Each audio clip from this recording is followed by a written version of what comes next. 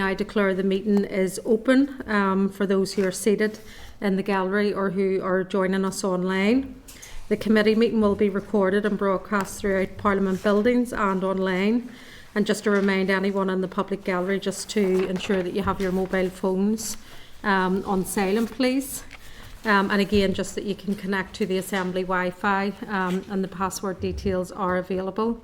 Just again to advise members that it's proposed that we take oral evidence sessions today from the NI Youth Assembly and also the PSNI on the Justice Bill.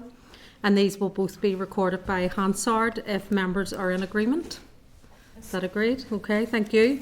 Just to remind members that you're obliged to declare any financial or other relevant interest that may be reasonably thought to influence any item or approach in the committee. Any matters of interest to declare? Danny? Family member that works for the Police and Board. Thank you. And there's a few members' office on the Access to Justice all-party group.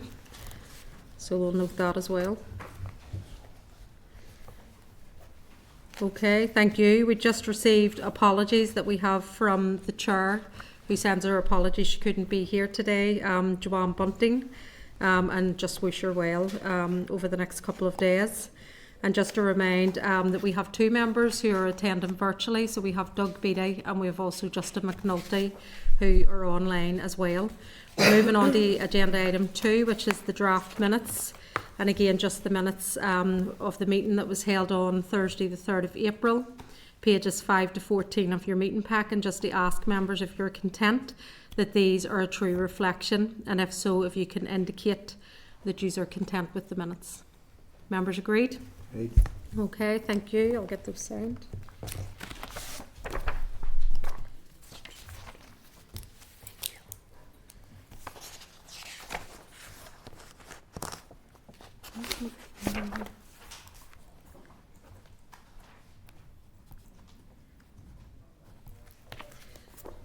Okay, and just to ask members, any matters arising? None? Okay, thank you. We're moving on to item 4, which is the Northern Ireland Youth Assembly, their oral evidence session, and you'll find the information in the pack, pages 16 to 61.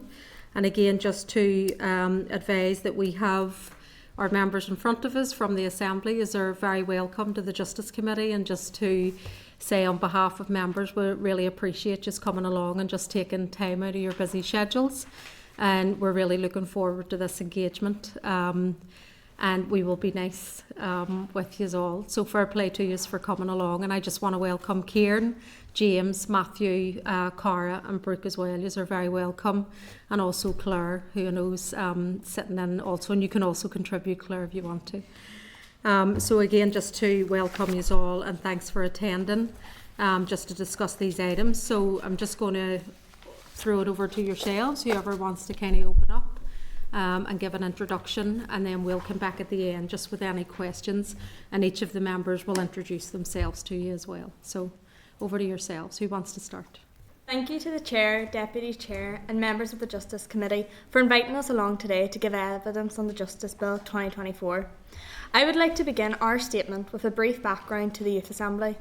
The Youth Assembly was established in June 2021. The current 90 Youth Assembly members took their seats in October 2023. At the time of recruitment, we were in school years 9 to 12, which is approximately aged 12 to 16. We are a diverse group. Membership includes young people from every constituency, and recruitment was designed to ensure appropriate representation of Section 75 categories, including gender, religious background, race, sexuality, disability, and young people with caring responsibilities. In addition, there is proportionate representation of young people with care experience and those in receipt of free school meals. Youth Assembly members have worked with several Assembly committees on inquiries and legislative scrutiny. These include the Tobacco and Vapes Bill with the Committee for Health, Pensions Auto-Enrolment Bill with the Committee for Communities, and the RSE Mini-Inquiry with the Education Committee. We have also met with the department officials to help shape the policy on the recent curriculum review, the school improvement review, the free school meals and uniform grant review, and pre-consultation on the uniform bill. I will focus on our work with the Justice Bill 2024 to date. The Youth Assembly team established an ad hoc committee to examine the bill. It must be noted that none of the Youth Assembly members in the ad hoc committee have lived experience of the youth justice system. Given the scope of the bill, its complexity, the amendments which have been made since the bill's introduction, and the lack of lived experience in the group, the ad hoc committee decided to focus on parts 1 and 2 of the bill. As there is no children and young persons version of the bill, or any documentation which would assist young people in understanding the key issues, the Youth Assembly team required time to summarise the bill and create a suitable document for Youth Assembly members to be able to better understand the complex issues. The document can be viewed at Appendix A of our report in your packs. Once this documentation was prepared, we met throughout March 2025 to consider the bill. On 26 March 2025, we met with the Minister for Justice. We put several questions to her relating to parts 1 and 2 of the bill. The questions can be viewed in your Appendix B of our report in your packs. We also shared the Youth Assembly children and young people's versions of part 1 and 2 of the bill with the Minister and her department. I would like to focus on part 1 of the bill, the retention of biometric data. Firstly, I'd like to discuss our views on the new model of 75-50-25. The Youth Assembly recognises that a balance must be struck between public safety and solving crimes and the rights of the individual. The Youth Assembly are in favour of changing the law from the current position of holding biometric data indefinitely. However, Youth Assembly members are still unclear why the 75-50-25 model was chosen in particular as it relates to children. We put this question to the Minister, who told us that these figures are based on decisions and judgments made by the European Court and examples from other countries. She explained that the department is trying to make this proportionate and easily understood and enforceable by the PSNI. None of this information has been made public. Many of the Youth Assembly members feel that the 75-50-25 model is unfair for children and that it does not align with the United Nations Convention on the Rights of the Child, in particular Article 3, the best interests of the child, Article 12, the right to have your voice heard, and Article 16, the right to privacy. Members are concerned that there are insufficient safeguards for children and young people with this model and that no consideration has been given to age maturity in relation to retention periods. In relation to the new model, there are a few points that concern the Youth Assembly. Desistance. There is much research from criminologists across the world stating that most people who start committing a crime from a young age desist the older they get, usually by the time they reach their late 20s or early 30s. This happens for many reasons, such as getting married, creating a family, a job or career, or a new purpose in life. If this is the case, why is biometric data held, in some instances, on children and very young people for long periods of time? According to the Scottish Biometrics Commissioner at a recent Justice Committee meeting, whilst biometric data is very important, it isn't key in solving most investigations. DNA helping to solve only 0.34% of all recorded crime and facial imaging less than 2% of all crime. If this is the case, we ask why it is important to hold the biometric data of children for so long. We feel there needs to be clarification over whether photographs are being used or classified as biometric data, as one of the recent amendments makes this unclear. Youth Assembly are concerned that the current bill does not allow for new technologies such as those developed with artificial intelligence. Facial recognition technology is commonly being used by police forces across the UK already. This is not included in the bill. The Minister for Justice stated that she will look at this later if it is something the PSNI intend to use. The Youth Assembly feel that this is a missed opportunity. I will discuss part 2 of the bill, bail, custody and remand for children. Firstly, one of our main concerns is the stigmatisation of young people in the youth justice system.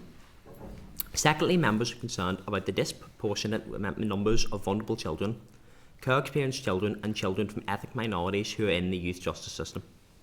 Youth Assembly members agree that the Northern Ireland Commissioner for Children and Young People that the bill should look at an application process for wiping the slate clean at 18 for minor crimes committed as a child. We welcome Clause 9 of the bill, which states that children will never be imprisoned with adults. Clause 10, which states that regardless of the crime, a child will only be sent to a juvenile justice centre. Clause 11, which raises the age for being sent to a young offenders centre. And Clause 12, which creates a new type of custody order, the Youth Custody and Supervision Order. In regards to bail, the law which states that children should be given bail is not working as well as expected. Our research has shown that many children are kept in custody before their trial due to lack of suitable accommodation, strict bail conditions, or in relation to pace. Very few end up with a custodial sentence. The Youth Assembly Justice, the Youth Justice Review and Criminal Justice Inspection Northern Ireland have said that children should not be kept in custody if they are unlikely to receive a custodial sentence later. This is not part of the bill. The bill also focuses on bail and custody for children, but does not discuss conditions while in custody. The UN Committee on the Rights of the Child's concluding observations made in 2023 made many recommendations in this area. We are concerned that the concluding observations have not been addressed in this bill. Overall, we have tried to examine parts 1 and 2 of the bill through the lens of children's rights, more specifically the United Nations Conventions on the Rights of the Child. There are various articles from the UNCRC which pertain to this bill. Overall, Article 3 needs to be the main focus of this bill, the best interests of the child. However, in relation to Part 2, we would also like the committee here today to consider the United Nations Committee on the Rights of the Child, as they have had real concerns about the treatment of children in the justice system in the UK.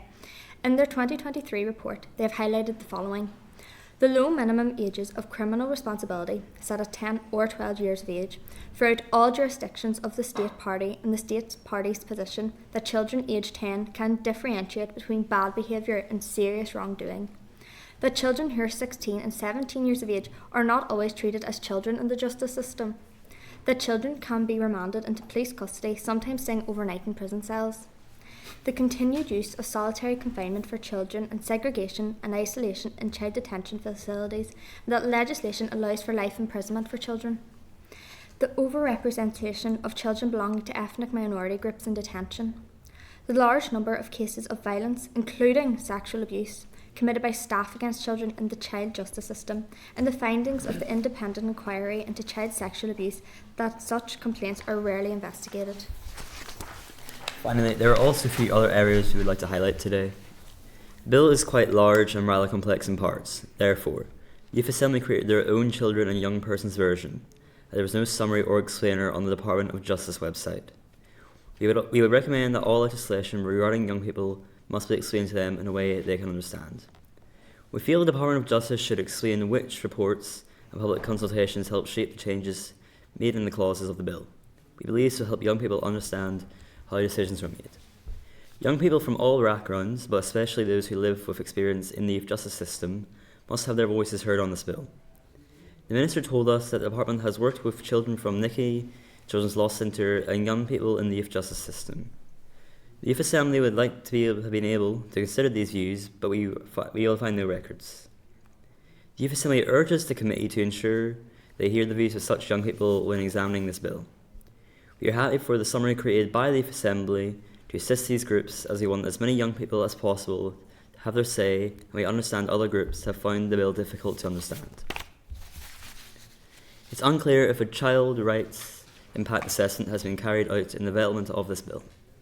The Youth Assembly would advocate that the Department ensures this is carried out. Finally, Youth Assembly members also discussed the issue of equal protection with the Minister. We are disappointed that equal protection is not in the bill and would encourage the committee and or individual MLAs to consider this amendment. Lastly, thank you to the Chair, Deputy Chair and members of the Justice Committee for inviting us along today to have our views heard on the Justice Bill 2024. We welcome your questions. Thanks very much for that very comprehensive presentation, and just to say a lot of the areas and concerns that you've highlighted, the committee has also highlighted those, so we're in tune that way, and it's more information that we're looking to get. So again, thanks very much for each of your presentations.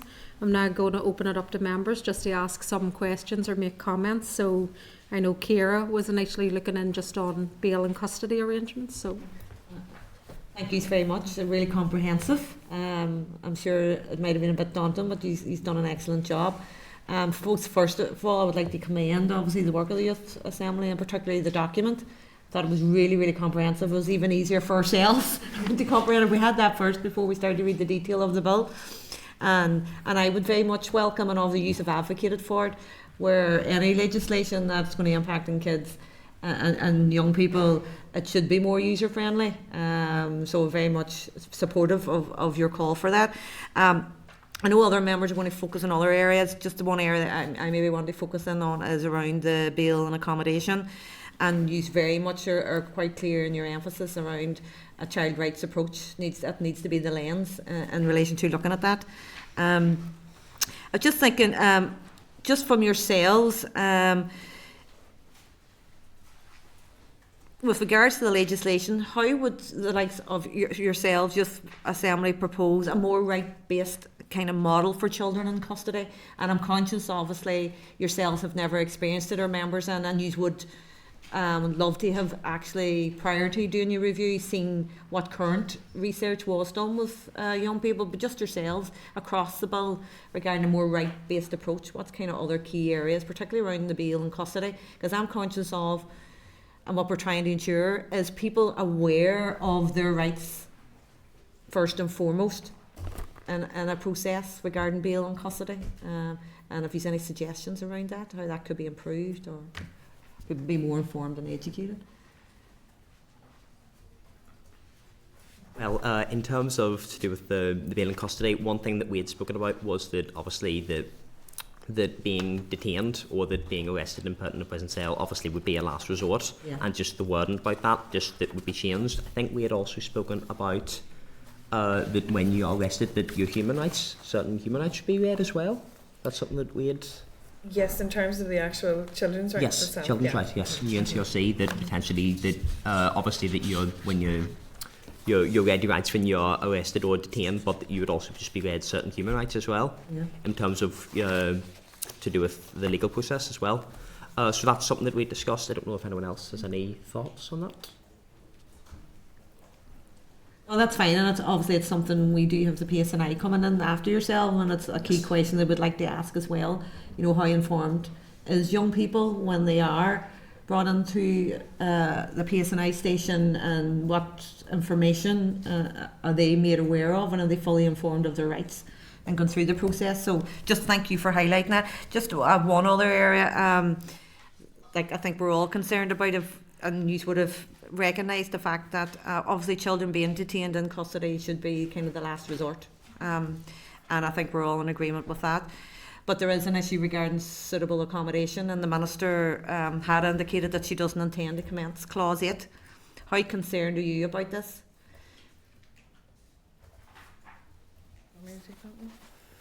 If you're keen to. So obviously Clause 8 is to prevent young people from obviously being detained in custody, but the Minister is kind of proposing not to commence Clause 8 with the bill at this moment in time because there, I suppose from an accommodation point of view, it doesn't exist. So just what's your thoughts and concerns? Would you be quite rightly concerned as well, just regarding the lack of accommodation?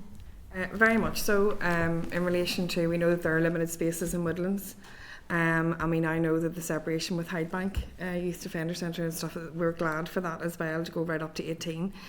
But I think the young people we were discussing it is Article 37 is looking at the idea that it should be the last resort and there should be more accommodation. One of the things that they noticed here throughout this bill is there actually is nothing about custody conditions.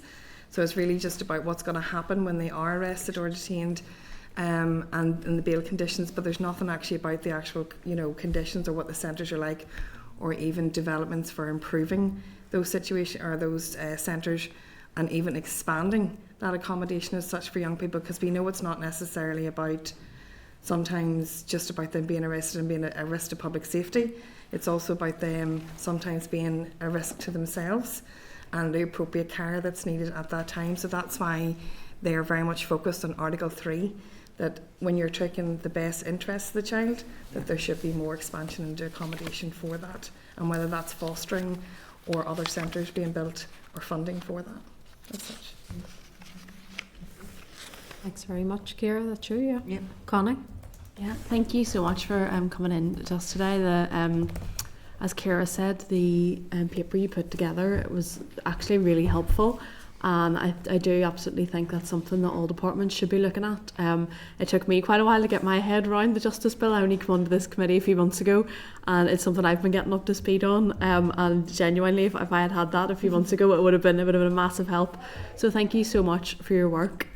Something I was really interested in is the issues that you'd raised in your presentation around the minimum age of criminal responsibility and equal protection, and that's something that's kind of been raised with us by multiple organisations at this committee. And we had the minister in front of us, and she said it was something that she was open to but couldn't get agreement from the executive. So I'm glad to see you're hopeful that someone will bring amendments on that. Can I ask around what kind of conversations you've had as a youth assembly on that, especially on the minimum age of criminal responsibility, where I think you said at least 14. And what are your views on 14 or 16? Because a few organisations have said to us about 16 as well. Well, I know that Nikki had, when we were in early research, that Nikki had suggested that it be raised to 16. And as much as I am no way saying that I think that a lot of members would agree that it does need raised from 10, I personally would say that 16 would be slightly high, because a large portion of it is to do with the development of your frontal lobe in your brain and your ability to differentiate between right and wrong. And that I personally feel that 16, that I would say that a large portion of people would be able to, recognise the difference between right and wrong. So for me personally, it's 14. I know when we were chatting to the minister that she also talked to us about raising the age to 14, which some of us did agree with. However, if we were to raise it to 16, like we said in our statement, there also is the issue of 16 and 17-year-olds not being treated as children in the justice system. So that's also an issue that I think needs to be considered if we were to raise the age. Really good point, thank you. And any kind of conversations then you'd had around equal protection and the removal of the reasonable chastisement from when it comes to abuse of children and young people? And were there much conversations around that or not, just because it wasn't included in the bill? There wasn't that much conversations about it because it wasn't very much included in the bill. No problem. Thank you so much for coming today. Thank you. Good you, Connie, yeah. Thank you. Morris? Thanks very much, Connie. You touched on my age of criminal responsibility, so thank you for that. The other thing I wanted to ask was the regional care and justice campus. How do you feel that would help to rehabilitate and support children going forward if they have erred and need rehabilitated, as opposed to being in the system? What's your thoughts? If they went through a process of rehabilitation rather than just being constantly in the loop. Yes, rather than becoming in and out all the time. I mean, it obviously would be if in the dream scenario that we were able to get as many people as possible through that system. Yes, I think that would be a great benefit. But again, it's being realistic as well. Yeah. Do you think it would help? Of course, definitely. Yeah. Rather than because again, it's what we've talked about, that imprisonment is a last resort as well, and that you would want to get people out of the system as quickly as possible, so that they're not in and out over and over again, and just moving through the prison system to the different sites. Thanks, Chair. Thank you very much. Thank you. Danny? Thank you, Chair. Thank you. And you've covered so much in your paper, so thank you so much. And it's really important for you to be in here today and to be holding us to account as well, because I'm very much an advocate for lowering the age of voting to 16, because, a lot of this stuff that's in this bill and many bills are going through this house impact your lives and will right in the future, and unfortunately you don't have a say in who makes them bills right now. So this is your chance, I suppose. I want to just give you an open floor on, you just talked about the biometric material. I believe it stigmatises young people, and I just want to hear your view on the type of stigmatisation that takes place on young people, and what amendments you would possibly like to see around biometric material that would reduce that.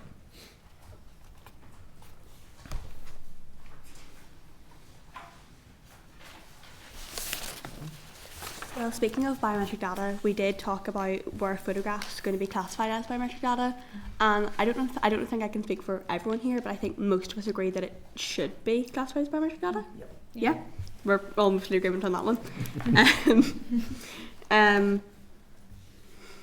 Because it was made really unclear in the amendments, and when we were looking at the bill, it wasn't really discussed as much, was it? No. It wasn't awfully talked about, and we were kind of should have been spoken about a bit more. In terms of keeping biometric data as well, the 75/50 25 system, that we definitely felt to do with the stigmatisation that as a young person, again, no one here has been through the youth justice system, but that personally that I feel that if young people are getting biometric data collected, that I feel like that can also feel a lot more serious maybe in a way, and that again part of what we talked about to do with that, that actually being placed in custody as a last resort and the bail its priority, and it's kind of again to get young people out of the youth justice system as quickly as possible, and deterrence as well, that taking biometric data, the Scottish Biometric Data Commissioner had said that it would really help with, I think it was 0.034% of cases, and that is there really a need to be taking biometric data on children if that's the case. So there was just that necessarily due to the stigmatisation that it maybe isn't as necessary with certain young people. Yeah. And this is regarding, you touched on it as well, was around artificial intelligence. Like it's something that I'm not very familiar with either, as technology moves so fast. What concerns have you been talking about? And it doesn't have to be just specifically about the building itself, it's just where it's going at this present time. I think a really big concern is the development of artificial intelligence, and that kind of leads into biometric data, especially facial recognition, because AI now has this ability to be used as a form of fake biometric data, so it could form someone's face without them actually being there, and that's also just the fear that you would have if you were to include that in the bill. Yeah, and lastly, just you might have even got to that point of the conversation with yourselves, and is around the types of amendments that possibly come in. Is there anything in particular that you would like to see for young people in this particular bill?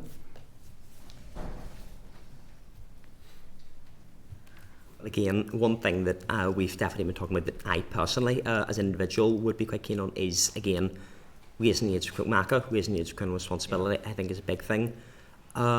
I think, although necessarily as an amendment, I do think there is significant more clarity that's needed around where this 70/50/25 system came, because it was very difficult for us, it was unclear.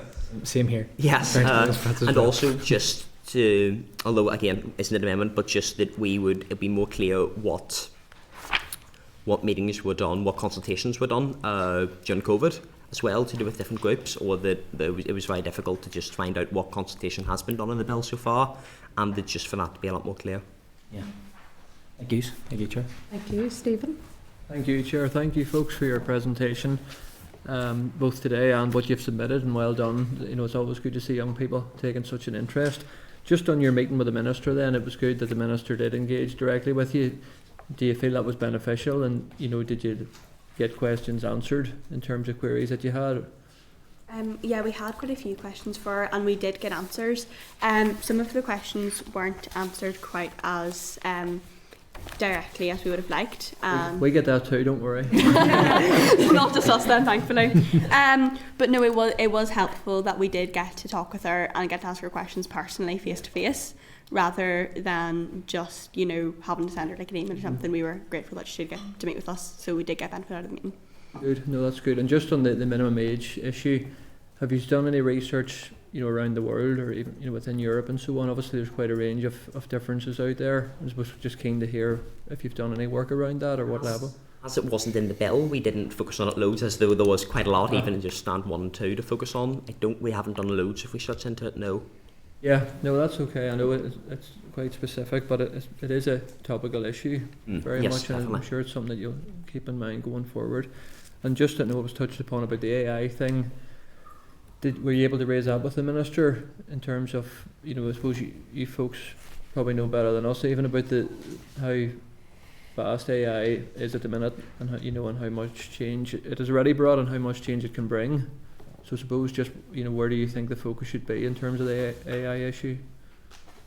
With AI, definitely the photo generating, because face recognition being used and all. We do feel it because of the AI developments, that could lead to cases where fake evidence and things, like with videos, fake video evidence. So I feel like a good idea would be to try to get that in to stop fake video evidence and other things. Yeah, and I suppose it links in with social media as well, and yeah. The adolescence film that's often talked about, even in here, I think brings it home too in a very clear way. So that was something you were able to express to the Minister then, was it as well? Yes. Okay, good. Well done, everybody. Thank you, Chair. Thanks, folks. Thank you, Stephen. We'll have Doug online. Yeah. Thank you, Chair. And can I just thank the panellists for giving their evidence, not just the written evidence, but the way you presented it. I thought it was first class. And I think the easy read version that you've produced is an absolute revelation. And I think we should see more of that. But I want to ask you a question for any of you and for consideration. One of the things you're talking about is wiping clean at 18 criminal conviction records, where I can understand why you're saying that. But could I just ask, when you come up with that, did you consider the victims of that, and what effect that might have on victims if, for example, somebody was a persistent offender, even for minor crimes, up until the 18, and then at 18 they suddenly have that all expunged? So was victims ever considered by the Youth Assembly when looking at that question? Thank you.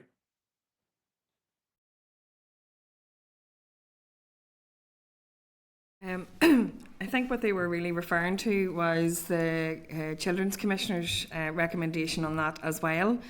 I had spoke to the Youth Assembly about the theory of desistance, which comes from criminology, and I think that's what we were looking at more so, that there needs to be a kind of healthy balance in terms of retention of young people. They're very much made aware of the different types of crimes and the biometric data retention periods for that, and they very much understand that there is that kind of balance between public safety. However, with that theory of desistance, you know, it has been proven time over time that young people who commit crimes will desist after a long time. There are very, very few career criminals in the world.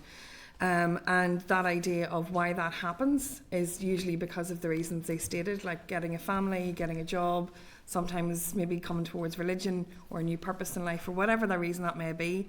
And if that is the case, if somebody did commit a serious crime, such as maybe dealing drugs when they were maybe 14, which could be under coercion of paramilitaries and things like that as well, why should that data be kept up to as possible as 50 years long, when they possibly have desisted or could have desisted maybe 30 years prior and lived a completely different, more honest life as such.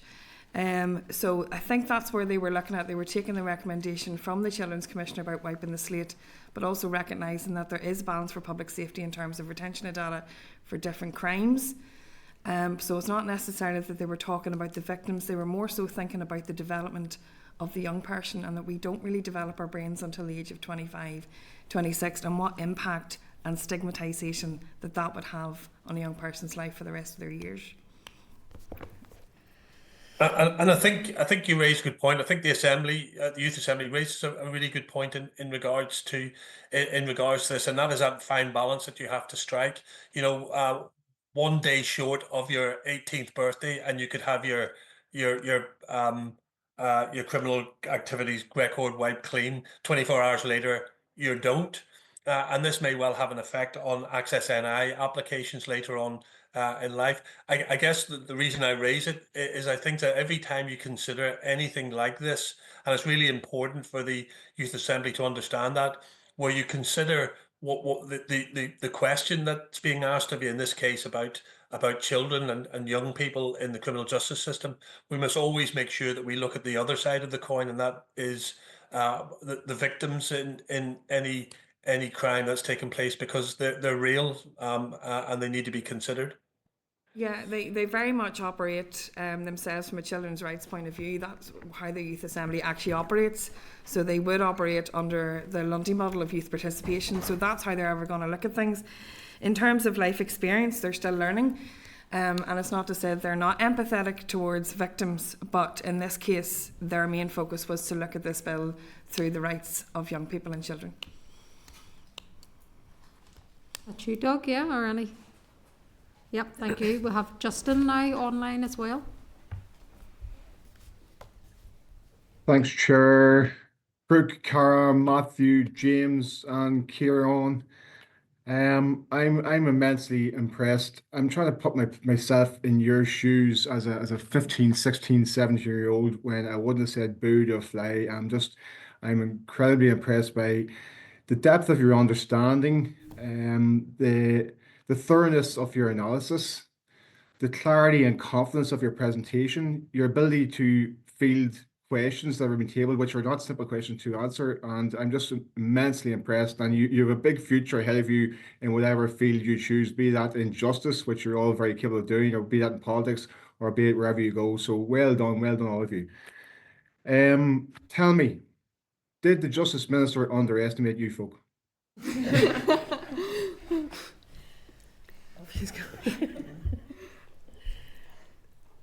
No, I feel like she respected us. She understood that we had knowledge of everything.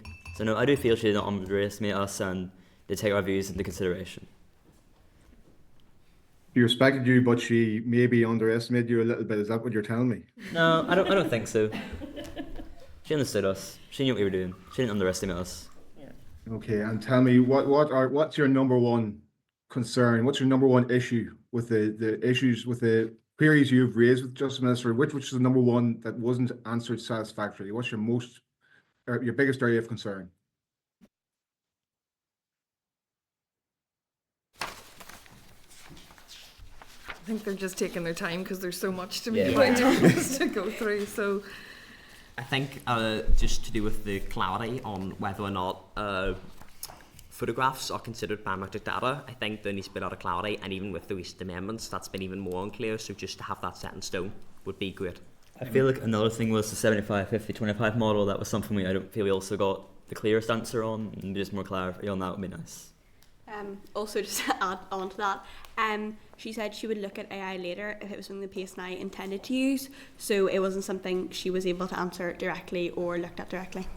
Not to add more to the bandwagon, but I think the fact that custody conditions wasn't actually directly talked about in the bill is such a major problem, because I think it actually does act as a form of rehabilitation, and that you can't really rehabilitate if you're not in the right conditions. And I think that's an aspect that needs to be looked at.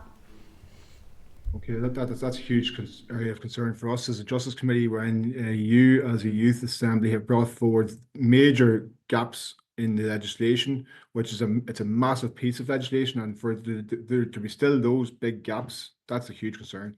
So here, well done in identifying that, folks, and it's something we can certainly bring into consideration as we go forward in terms of our interrogation of the Minister and the Department as we proceed. So, Garba Yagov, Slán. Yeah, no, and again, just I suppose as the chair today, just thank you all again for your presentation. I suppose it was just to ask at this point if there's anything else you would like to add or close up on, just to give you the opportunity. Just to highlight, I mean, as Justin said, they're finishing a lot of the issues you've raised. We have been raising them as well as a committee. We know that other organisations, from the Human Rights Commission, the Children's Commissioner, right through, are also raising, and we're asking obviously the department for clarity, particularly on the 75, 50 and 25. We're still unclear in terms of the rationale, and obviously, as Doug said, it's a balance of rights at times, so that's something that we're carefully considering as a committee. I think the issue around the photos, you are 100% right in terms of it's something we're going to be asking the police, because when we met with the Biometrics Commissioner, which I know you had mentioned in your opening statement, he had said actually that the police are collecting photos, they do hold photos, so it's how they're used, how they're shared as well, and that is something that we want to look at in more detail, and obviously, as was said, the police are going to be in after as well. And I suppose it was just to say to you, because we're conscious that we want to try as a committee to get the lived experience of those that have been through it, because it's only when you've experienced that directly. So part of we are engaging with the voices of children and young people in care, so VOIPIC. We're also doing a session with Include Youth as well. And I think it will be really beneficial to share your document, which is a user-friendly document as well. So we say we really do appreciate it. We'll be using it ourselves as a committee as we move through considering each clause of the bill. And just to say, if it's okay, if we can share that, with those other youth organisations, to allow them to work with us at the committee, particularly on the bail and custody and the biometrics as well. So again, we just want to say a sincere thank you. And it just leaves me, unless there's anything else you would like to say in closing at this point. I don't have anything else to add, but I just want to say, on behalf of all of us, thank you so much for taking the time to listen to us and talk to us today. Yeah, no, and just to say, from each and every one of us, we really appreciate you coming in. Your presentation was excellent, both here today, but also the written information that you give us, and we will be using that as well, so we do appreciate it. And the point Connie touched on, you know, having user-friendly documents across all Section 75 groups in particular, and minorities, is something that we all need to look at. And hopefully in the future some of you will be on this side of the table as well, or whatever role of activism that you continue in. But just to say thank you, we appreciate your time, and hopefully we'll see you again soon at some point. So thank you. Thank you. Thank you. Thank you.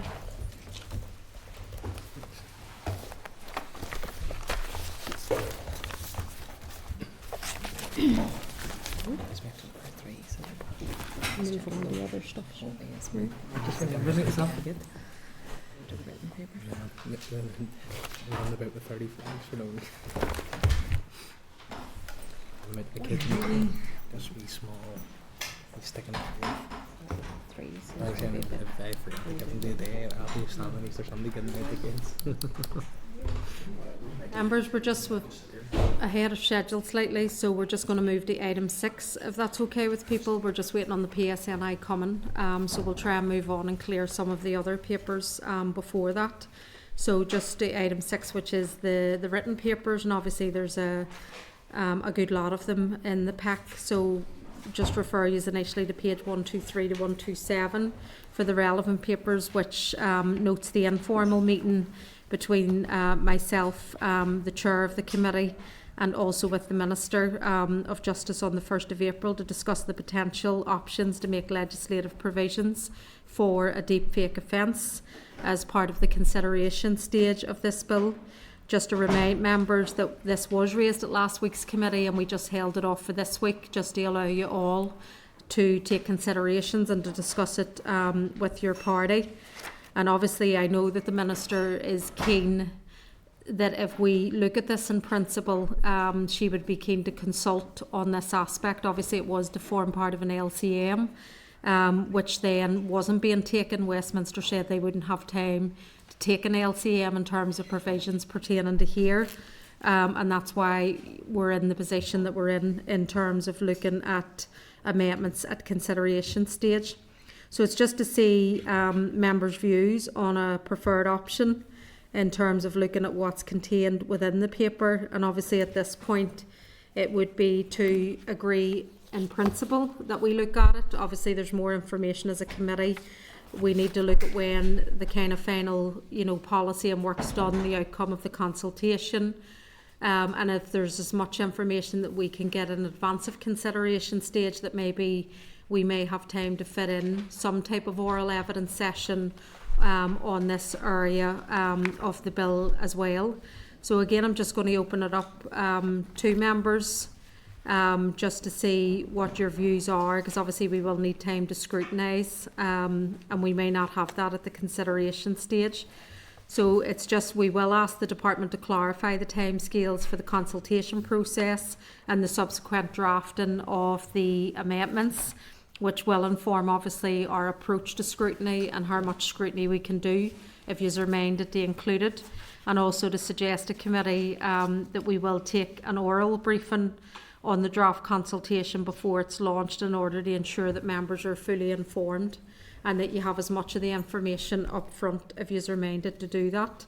So I suppose it is just to put it, if any members have any, I suppose if anybody's opposed to it at this point, or is there a consensus that in principle, you know, that we will look at this and obviously then indicate that to the Minister?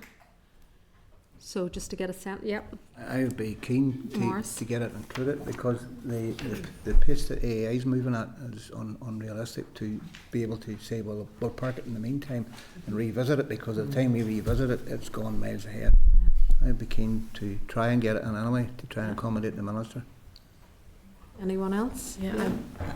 Ciara, Connie, yeah, go on ahead. Oh, I would be of a similar fashion. I would be minded that it is a critical issue that is impacting particularly young people, and we've seen many of stories, and even our local politicians here, and we don't want to see that massive gap that can continue. I know it's not ideal, but I think in principle, and going with the consultation and us being able to be part of and get updates in relation to the consultation stuff, so as it goes out throughout the journey of the consultation process, we're more informed and educated as we go. So when it does come to at late stage and consideration, at least we're more fully informed and educated. So in principle, I would definitely be minded to proceed.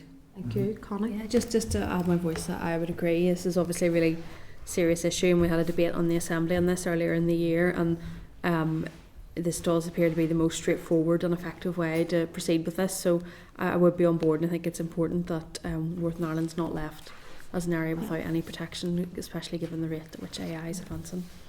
And Doug and Justin, are you content then, just that we push ahead in principle? Chair, yeah, I'm consent to include it in principle. Just with the caveats that you've raised as well, it's important that we are able to look at this and scrutinise it properly. So the answer is yes, I'm happy with it in principle. Thank you. Justin? Likewise.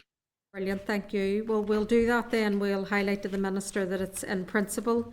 Obviously, then we will also request from the Department an oral briefing on the draft consultation before it's launched, just so that we can abreast of ourselves of the breadth of what's going to be included. And as was said, we'll also try and get clarity from the Department on the timescales, not just for the consultation, but also the subsequent drafting of the amendments as well. And then we can agree our committee approach beyond that. So we're agreed? Agreed, yep. Thank you, members. Okay, we're going to move back then to... I'll just move back here. Yes, okay. Sorry, we'll just go, it's just in terms of items 6.2 to 6.6. So it's obviously just on the Justice Bill as well, and the call for evidence responses. So again, just to refer members to page 128 to 244 of the meeting pack, and that the committee's call for evidence on the Justice Bill closed on the 4th of April. The submissions received have been included in the meeting pack, and just the advices of oral evidence sessions on the Justice Bill have been scheduled for May. We're going to have a busy month in May at committee, and we'll provide a paper after the Easter recess with options for the evidence sessions. In the meantime, I suppose I'm just asking all members to review the submissions that have been contained and to receive and consider which organisations or individuals you would like to hear more from as part of that evidence session. And again, just the advices of item 6.7 is the National Crime Agency is marked officially sensitive, so just to alert you to that marking as well, and should therefore not be circulated by the committee. And the correspondence, of course, will not also be published on the website as well. So again, it's just to ask members to note this, and it is something that we will come back to. Okay, members are happy to note. Okay, thanks very much for that. The other bit, I suppose I just want to flag on that, and I know it's something that we will come back to, because I know some of the oral evidence sessions come in. I know there's one from CAJ, for example, the Committee on the Administration for Justice, in terms of a potential inclusion for the bill as well. So that's something I think that we'll need to come back to as part of it, but we'll just give members the time just to consider all of those responses, and then, as I say, we'll come back after the Easter recess and we'll just hear your views on each of those. Okay, thank you, members. We're just going to move back again then just to the next oral evidence session. What page am I on?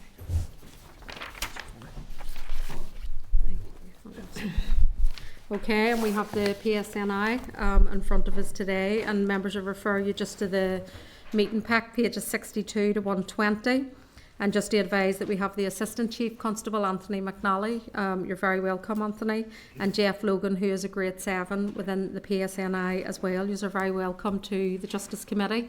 Again, just apologies from the Chair who couldn't be here today, so as Deputy Chair, I'm in place, and I know we may have more engagements with yourselves because of the aspects of the bill, you know, that pertain to yourselves and interact with the police.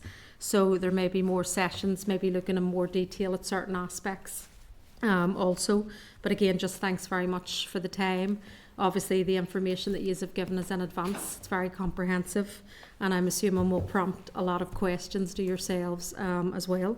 So I'm just really going to invite yourselves just to make an opening statement, and then we'll open it up to members just for questions or comments. Thank you. Absolutely. Thank you, Chair, members. Nice to see you all, and we're grateful to be here today to discuss the new Justice Bill and its 4 constituent parts. You know them as well as I. Firstly, the retention for biometrical data. Secondly, in terms of making changes to bail and custody arrangements for children and young people. Thirdly, to improve services for victims and witnesses, including through the better use of technology such as LiveLink. And fourthly, to improve efficiency and effectiveness of aspects of the justice system. Indeed, for the PSNI, improving the justice journey for all who engage in it is something the PSNI have been working hard to do. This includes through a number of broader strategic forums, including the Criminal Justice Board and its work streams of speeding up justice and the Working Together Board with the Public Prosecution Service. As you mentioned, Chair, I'm accompanied here today by Mr. Jeff Logan. Jeff works in our scientific support team and has a long history in biometrics, and he can assist the committee specifically in relation to those aspects. Moving into the 4 constituent parts, the committee will know, as you have mentioned, Chair, the PSNI have engaged with the Department of Justice all matters within the bill over the last 12 years and its earlier versions or more, not least on the issue of biometrics. In terms of biometrics, its retention strikes to the core of substantive issues within this bill in terms of how policing across Northern Ireland discharges our functions under Section 32 of the Police Act. That's in terms of keeping people safe and our policing plan objectives of being victim, community and workforce focused, but how we balance those with the right to private and family life under Article 8 of the European Convention of Human Rights. We're therefore keen to work with the committee, the Justice Department and all stakeholders to get that balance right in order to maintain and build confidence in policing across Northern Ireland. We have, as you've mentioned again, provided a number of written responses both to the committee and the department on these key matters, to which we're happy to address any questions on. I will point out this is day 13 in the job for me. I have spent a lot of time reading this. I don't know all the answers, so as you've said, Chair, those that we can't answer today, I'll endeavour to come back to you, but I give you my assurance we have a good understanding between us of the matters to hand. Turning specifically to biometrics, I again want to assure the committee the PSNI has been cognisant of our Article 8 human rights considerations in terms of biometric retention periods, and indeed in the absence of legislation created a biometric ratification committee back in 2012 to consider applications for deletion of data that we held. In terms of deletions made, 117 out of 244 requests, that's 48%, were authorised for deletion since the inception of that group. Moving to the new bill, the retention schedules within the bill will create new demand for the PSNI. It's important to highlight that. It is envisaged that much of this demand can, however, be assisted with IT, such as flag and disposal dates to us, which we can then use our human endeavour to manage. However, this will, of course, come at a financial cost. In previous versions of this bill, when the PSNI assessed them, I'm reliably informed by my predecessors that in 2020-21 IT costs alone were reckoned to be circa £1 million.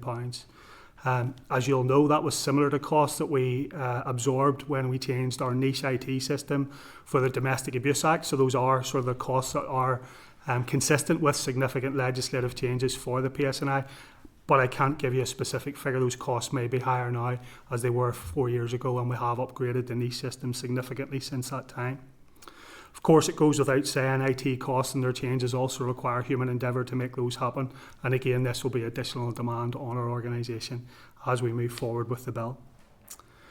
To develop our IT systems, PSNI, in addition to the retention schedules that the bill talks about, we'll also need to understand in detail when a review can be commissioned in someone's biometrics, because again, we need to understand what further additional demand that will create for us. So we therefore need absolute clarity on will review periods be part of the bill, or will they be introduced as a subsequent amendment. I want to highlight that if they are introduced as a subsequent amendment, we'll need to be kept abreast of timelines, because that may impact on further IT changes on that time frame from royal assent to enactment will need to be carefully considered in terms of when we know what changes are required. I'll move on to the second aspect of the bill in regard to changes to bail and custody arrangements for children and young people. Again, we have corresponded with the Department of Justice on these.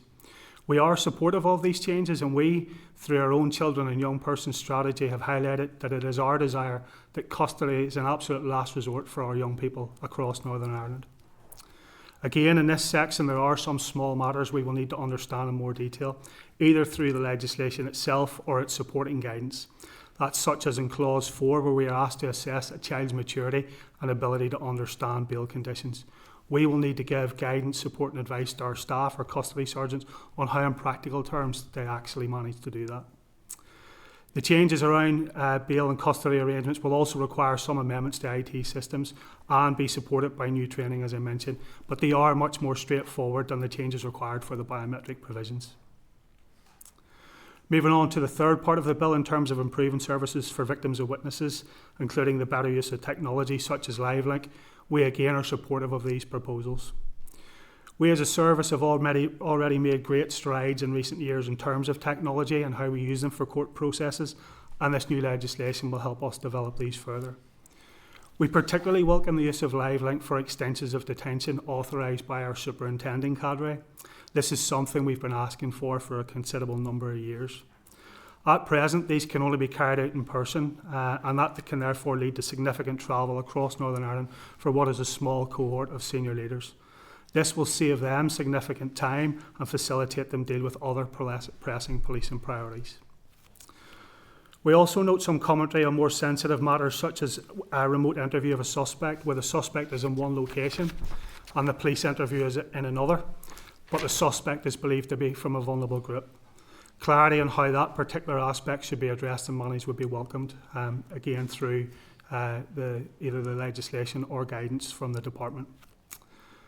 Again, as I've mentioned, these changes may require capital expenditure and training, but it is possible that in the long term these could lead to financial and efficiency savings, which is obviously what the bill intends to do.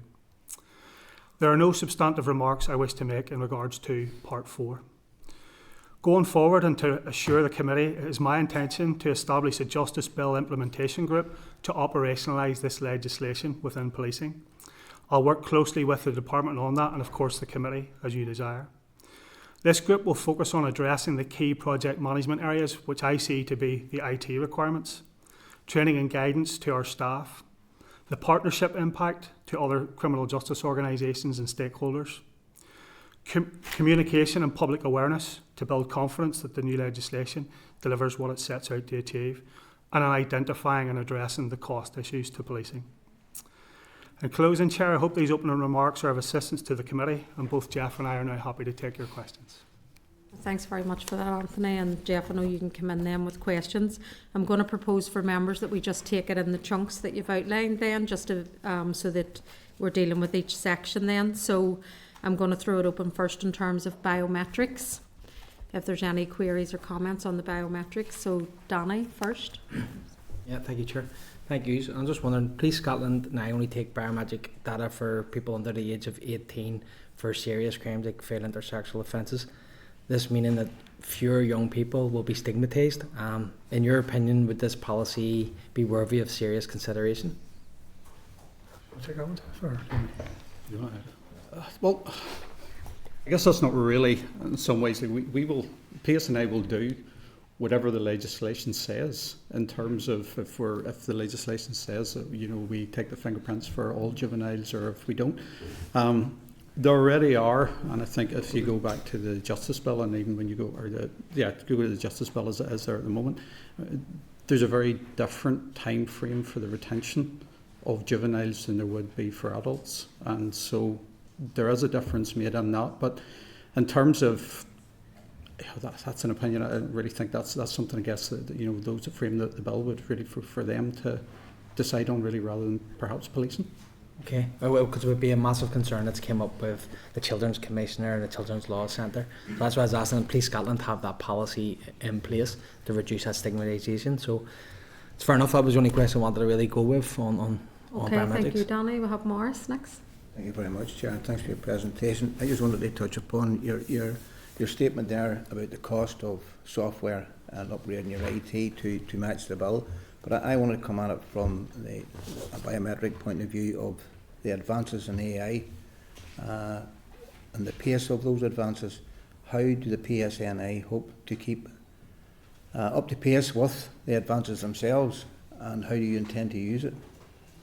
I suppose they're slightly different topics in terms of this bill specifically looking at classifying DNA and fingerprints as biometric data, whereas the use of artificial intelligence is obviously slightly different. So the PSNI are very much alive to the fact that there is a National Police Chiefs Council led programme looking at how we govern artificial intelligence within the organisation, how it's used, and how we put appropriate guardrails to ensure that we use it in an ethical way. The National Police Chiefs Council group met for the first time formally in January of this year and have developed, and indeed some forces are developing, an AI strategy for implementation within policing. I chaired the first meeting of the PSNI's group on that last week, so this is something that we're very much alive to. So I guess what I can give an assurance to is that we will put parameters around the use of artificial intelligence, and that where we look to introduce any software that will have an artificial intelligence aspect to it, that there is appropriate governance and guardrails to ensure that we get the balance right between using it to help us solve crime, to support victims and witnesses, to also deal with hostile state actors who we all know are using artificial intelligence for their own nefarious purposes, but we'll put those guardrails in place to ensure that when we use it, it's got appropriate governance and that will be reported through to our service data board. Okay, thanks, Chair. Morris, thank you. Ciara? That's the answer. Okay, thank you, Jeff. Thank you, Anthony. I'm going to have about 4 or 5 questions, but I'll try and be really succinct, so I'll ask them all together, if that's okay. I suppose question 1, and I welcome, obviously, you'd mentioned about setting up an implementation group. I'm assuming there's already a project board set up, so I'd like maybe more information who's on that team and how it regularly it works and what work it's doing. I suppose the second one for me, and obviously I know it's difficult for you at this stage because the legislation isn't there, and the design of the IT system, obviously, do IT systems, I'm assuming currently exists, maybe that can weed out, obviously, based on the retention schedules and the review mechanisms and stuff. Have you explored what is currently available on the market and stuff? So that would be question 2. I suppose question 3, and we have raised it here a couple of times, is in terms of, obviously it's essential to be independent as a reviewer of biometric material. So just maybe your thoughts on that, the independence of it. Question 4, just are you assured that the required IT systems and capabilities will be in place to support the implementation of the proposed biometric framework in line with the requirements under the Data Protection Act 2018? And then just finally, and it's something I've continuously raised, I'm not fully aware what's currently, how individuals are currently informed through the PSNI office, because I haven't been through that experience, which I don't want to be, but just ensuring, and we've just had a delegation of young people as well, how it's communicated and how people are fully informed and educated, and you're all well aware under GDPR and the regulations there, and it is about ensuring that people know exactly what material is taken, how it's going to be used, under what legislation it's retained, and how can they, as you say, follow up to be informed and educated more of exactly who will be processing that information and how will be processing stuff. So I know I've fired a lot at you, but that's me, I think. Thank you. I'll certainly start, and Jeff can provide some more detail, but certainly in terms of the project board.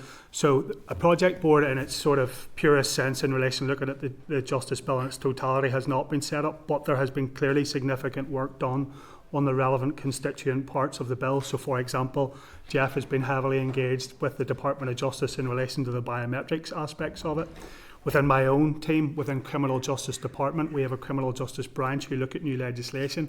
They have been engaging with the department, particularly on the children and live link aspects.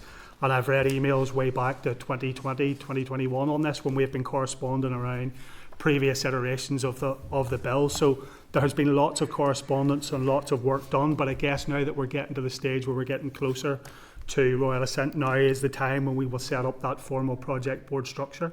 It met in its sort of hybrid form last week. I chaired it last week, so it will have relevant stakeholders internally around it to start with. So that is, as I mentioned, Jeff, for biometrics. We'll have a lead for the children's aspects for it. We have a lead for the live link aspects. We have a legal advisor around the table. We have a comms person around the table. We have our ICS people who are our technical experts around the table.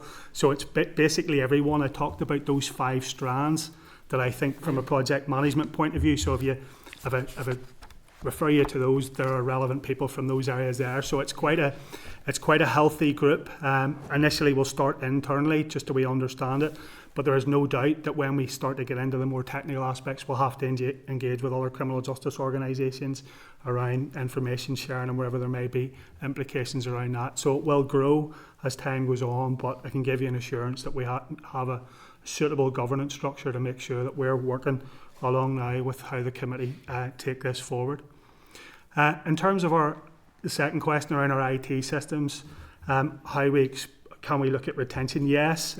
Previously, whenever the previous Criminal Justice Act was considered and the retention schedules within that, we looked at our niche system to see how we could put like a flagging system in place that would tell us that someone's data is due for review for retention and deletion. So we have tested those systems previously, but I must emphasise that was in previous versions of Niche, which has been significantly upgraded. We now have Niche Universal App, Niche UA, as it's referred to, so we will have to do a lot of that work again, and that's where a lot of the IT costs will come into, and Jeff might want to elaborate on that. In terms of the independent review, were you specifically thinking about the role of a new commissioner there? Is that what you were No, suggesting? it's obviously of the reviewer of the biometric material, and ensuring, Okay, again, Jeff can answer that one. Assurance around the IT systems. The short answer would be no in terms of timeframes, because we need to know exactly what we're being asked to do. So there are 2 key bits. Those are the time frame, so the 70, 50, 25 being the sort of the main ones. But then also what's really key is, if I take you back to the review piece, so if it is introduced that we will have to carry out a review, I don't know if it's 5 years, 10 years, based on certain offence types and so on. We need to understand exactly what that looks like, because then we have to build the IT behind it. So until we know that, and that's back to my point around, so if, for example, there's a 2-year commencement period on Royal Assent, but yet you don't tell us what those review periods are going to be for 6 months, well, we've lost 6 months, because we now have to start that work then. So it's so important for us that we get that information around what exactly we're required to do around retention and then review at the earliest stage to help us build the IT structures behind it. In terms of how you get access to information, we have our external website, which has all the information, and indeed has the application form where if someone wishes to have their biometrics reviewed for retention, that's on our website, and someone can go access that form, fill it in, and that will go to our biometrics committee for consideration. So maybe just to build on some of it. I'm just assuming there is like a GDPR policy that's handed to someone once they are maybe arrested within a police station and their fingerprints are taken or whatever, that straight away they are informed or educated of exactly how that information's been used. I don't know, I'm asking. Or is there a GDPR policy on the police website as well that you can see or access now, even if I was to go on today? Yeah, I believe there is. There is? You can go on there, and that's that's all there. Just in terms of, sorry, going back to, I'll just take your points, 1 to 5. Yeah. So in terms of the project board, so the ACC has already spoken there about the overarching project board. So beneath that, one of the strands that will sit is the Justice Bill in terms of biometrics, and what will be done with that there.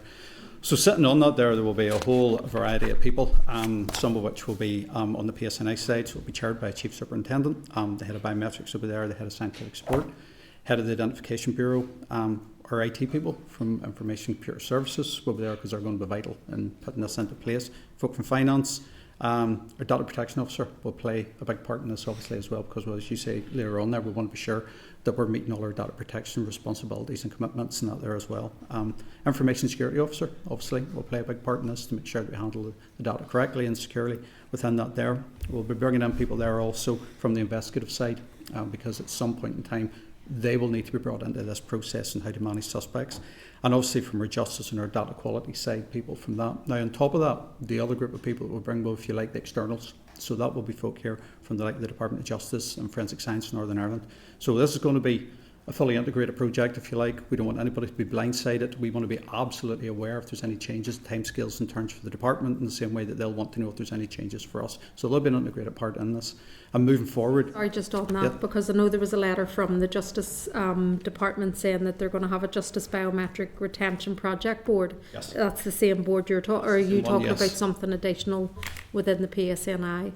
So I also see then, as I mentioned, Chair, sitting above that, a group that I'll chair that will oversee all of the different aspects, so that'll feed into that. So yes, There's it's the all... departmental one that you saw, yeah. and then one for the police. It's all interconnected, yeah. Okay.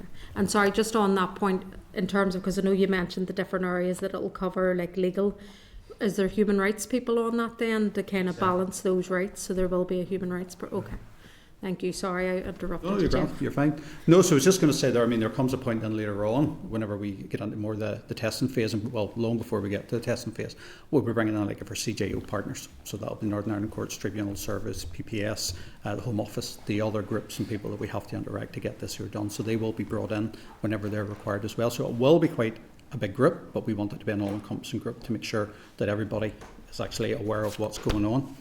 In terms of the IT that already exists, it's actually a really, really good question. So, Criminal Justice Act, which was the previous piece of legislation, was never commenced. As you know, the provisions there weren't because of the Gochan ruling. So, we were pretty much good to go with that, and we're about to press the big red button and go live with our deletions. And of course, the Gochan ruling came in, and we couldn't do that because the CJA was built to deal with conviction, non-conviction, and of course, the Gochan ruling, and then just the whole concept of review and a more graded response in terms of how long we retain biometrics for. So, one of the things that we're involved in at the moment is actually working with our software developers to look at the IT work that was done at that time, and to see how much of that we can, I wouldn't say cannibalise, but we can actually use. And hopefully, and what we're hopeful about, is that some of that will be of use to us now moving forward. It's certainly in no way fit for purpose for what we need, but we are hopeful that some of that will be usable, if you like, moving forward, and we will be able to make some savings, if you like, in terms of work already done. In terms of the independence of the review, so there's two things here. The first is your basic biometric retention date. So that's your top line, the one that you'll get, and you'll know within the bill there it talks about 75, 50, 25-year maximum retention date. That's set pretty much automatically by the software. Now that will do that for a number of reasons. It will do it based on your age, whether you're a juvenile or whether you're an adult. It will do it on the basis of your conviction status, whether you're convicted or whether you're not. The other one, obviously, the seriousness of the offence, so it will depend what you're convicted for as to whether you get the 75, the 50 or the 25 years. And the third one then would be actually any custodial sentence potentially that is handed down to you as well. So that will all play a part in the calculation of that. So that's completely independent, if you like, and that decision of whatever maximum retention date you get, that is done on the basis simply of the software that works that out the date for us. So that's about as independent, as you can get from that. The other thing that we are, as you know, sort of unsighted on at the minute is how the review mechanism works. So I'm not, I can't comment on that because I don't know what that looks like. As the ACC was saying earlier on there, it is really, really important, I think, for me that, so we've been told that the, if you like, start date or implementation period that we've been given, which will be either 18 or 24 months, will begin at legislative commencement. Now, the difficulty for that is that there's a possibility, I believe, that the review will come in by way of regulation after that, and that could be 6, possibly 9 months after that. So when we go to our software developers, they may well come to us and say, we need the whole suite of rules here before we can start to design a product, in which case our 24 months or 18 months just went down to a year, possibly even less. So really what I would like is either for all the rules to come at once, or for the clock to start at the end whenever the reviews or whenever the regulations are published. So that's just kind of putting that out there, because that gives us enough time then to actually get the work done. What we don't want happening is setting an implementation date here and actually we can't meet it because we haven't had the time to actually get the work done, to have that done. So that review done. The other thing that we say is the Biometric Ratification Committee that we talked about before there. We intend to retain the Biometric Ratification Committee moving forward and actually leave the opportunity for people to apply to have their biometrics reviewed independently, the same way they can do now. So that we intend to allow that to continue, and there we will hear independent and one-off, if you like, requests. We recognise that we have a system built here, but there will be, what would you say, there will be cases that we simply don't expect, circumstances that we don't expect, and I think it would be helpful if there was a mechanism for somebody to make that application and for them to actually be heard independently in front of the committee, or not in front of it, but for their case to go before the committee and for that to be heard. Yeah, data protection, we've already spoken about that. They're at the core of what we do, and our data protection officer will be on the project board, and her opinion will be given and it will be taken. So yeah, that's absolutely part of it. About informing people, yeah. So at the moment, all the information that we have with regard to seeking early review of your biometrics is all on the PSNI website. So it's all there. The service instruction is there, it's published, it can be read, downloaded, whatever. And full instructions of how to apply to have your biometrics reviewed are on the website, and we'll continue with that. And I think probably moving forward here, yeah, all this information that we have about biometric retention, timeframes, all the rest of it, we intend to publish that on the website. You said there about giving people the information in the custody suite. We've talked about this within the team. I think the difficulty with some of that is if somebody's in custody, they're probably pretty stressed whenever they're in there, and probably not going to pay a huge amount, probably not retain a huge amount of knowledge whenever they go out. And some of the retention is quite complicated, so it's probably better. Now we can talk about this here later on, obviously in the implementation phase. But I think certainly having it on the website would be probably a much, what would you say, probably a bit more beneficial to have it certainly there and for allowing people to look at it in slow time.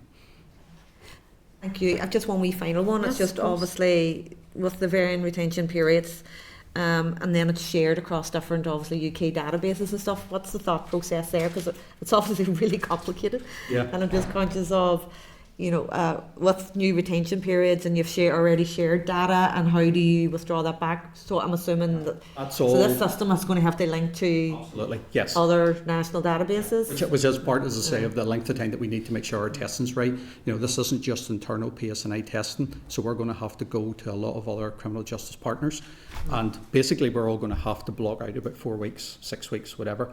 And it's, if you like, it's the Swiss cheese. All the holes are going to have to align. Everybody's going to have to be doing this at the one time to make sure that all these processes can be tested. But yes, if we decide that we're going to delete somebody's biometrics here in Belfast and we've shared them with the national database, then we will be informing the national database that they need to come off, and they will. You would hope that would be a technical, computerised Absolutely. way Oh, of doing it absolutely, rather yes. than a manual. No, we want this to be technical. I was just clear some of the points you've raised, particularly around the subsequent regulations, because that is a concern even for the committee, that we would prefer as much of this in the face of the bill. Yep. And I'm just wondering, as another option, would that be an option as well, that you would prefer that it would be up front in the face rather than... I think we're probably quite, maybe relaxed is the wrong word, but yes, either, you know, I honestly have no firm opinion on whether it's by way of regulation or whether it's in the bill. It's more when the clock starts ticking. It's our concern is the gap, Yes, you know, between so provided we the have bill enough time and to do then the work. regulations coming into play, Yeah. and things falling between two stools. So If the clock starts ticking at commencement, yeah, but the regulations don't Yes. actually, we aren't published for another 6, 12 or 9 months or whatever after that, then that's a concern. okay. Thank you for that, Connie. Yeah, just a quick one, if you don't mind. Just in the briefing you provided around whether the PSNI has a biometric strategy, and you said it's in the process of being updated. I was just wondering how that work is ongoing, given that, you know, this legislation is currently going through the Assembly. Are you updating it with a view that this legislation will go through and will be enacted, and how that process has been going, and who you consult with when you're drafting a strategy? Yeah, so the strategy is, as you say, being updated at the moment. Strategy, things move very quick. I think that was 2019 that was put in place, and things have moved on quite a bit from there. So yes, we're obviously working on the basis here that we will go live with this piece of legislation. That we're fully hopeful and confident that this will continue. And yes, we'll do a full round of consultation before we go live with that. The policing board, whoever else would be involved in that. So yeah. Do you link in with other jurisdictions around what they're doing? Just for example, like the Scottish Biometric Commissioner, he came to committee and I just found his contributions really useful. Yeah, no, well, there's quite a lot of what goes on in the biometric world, as national as well. So there's a national fingerprint database which we put all our material onto. There's a national DNA database as well. Moving forward, there'll also be a national facial database which we intend hopefully to contribute to as well. So with all that, there are national structures and we know each other quite well. I mean, so yes, we do. We consult quite widely. That's great. Thank you. Thank you. I'm going to check with Doug or Justin, who's online, if there's any on the biometrics section. No, I'm okay, Chair. Thank you. Okay, thank you. Justin, you're okay. I just have a few, if that's Okay, okay, and thanks, then we'll move on to the next section. Sorry, Justin, are you looking in on this bit? No, okay, Chair, thank you. Okay, thank you. So it was just you were talking, Jeff, because I think what we're trying to get a sense of if somebody's in a custody arrangement, and it is that we just want to try and understand, as you say, they might be have vulnerabilities, they're stressed, there's all of that as well. So it's just trying to understand the process of how they know then if their biometrics are being taken.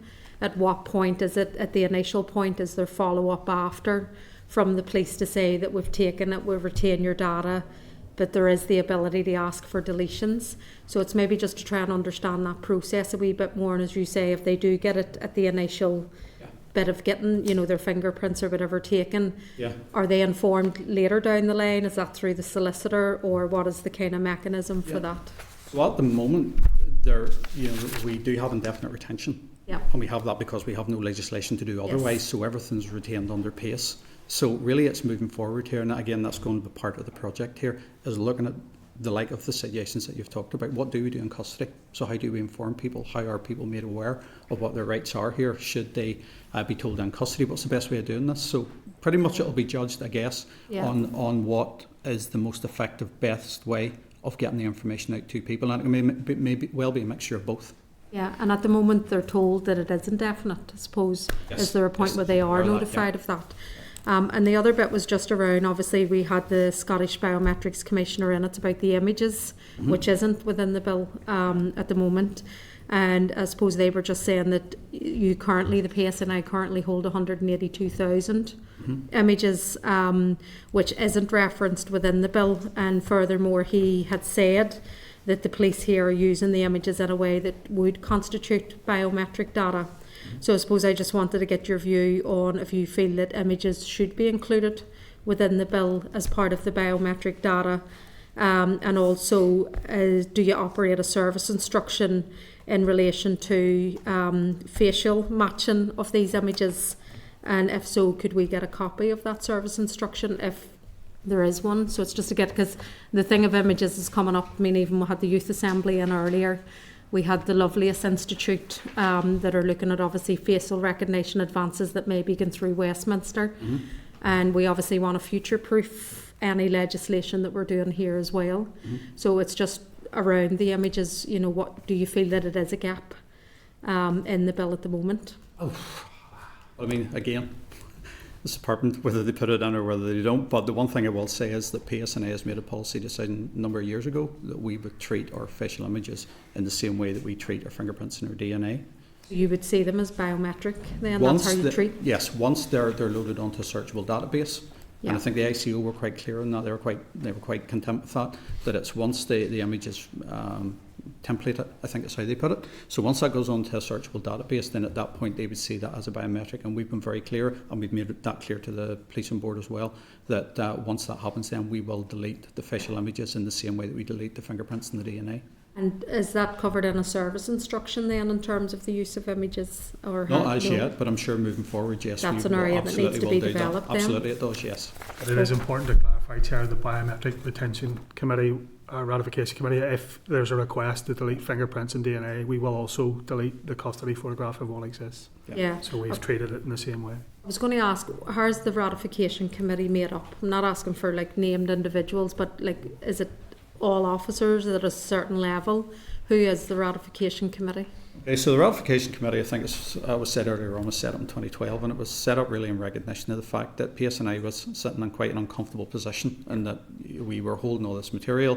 We had no legislative basis for deleting it, and yet at the same time there was a European Court judgment saying that we shouldn't be there, and obviously since that there's another one in terms of Gaughran. So it's evolved somewhat over the years, but one thing that's remained consistent is pretty much those that would be attending. So those that would be attending, it's chaired by the head of scientific support, but also with that there's myself as the biometric manager. There would be someone from legal.